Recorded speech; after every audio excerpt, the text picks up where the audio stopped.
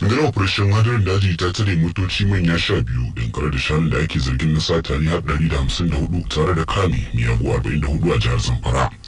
Mataimakin kwamandan rundunar Air Commander Abubakar Abdulkadir shi ne sanar da hakan a Gusau yayin mika shanun satar ga gwamnatin jihar Zamfara.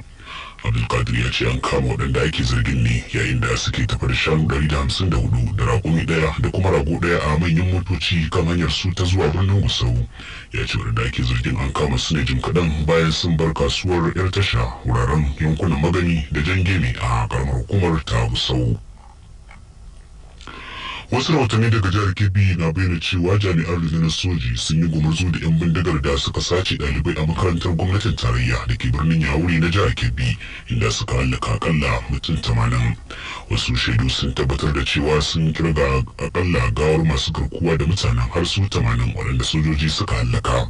Shaidun gani da ido sun kara da cewa an yi musayar wuta sosai tsakanin jami'an rundunar soji da kuma 'yan bindigar, inda rahoton ya bayyana cewa jami'an sojin sun kewaye 'yan bindigar ne a dajin a ranar Alhamis da daddare.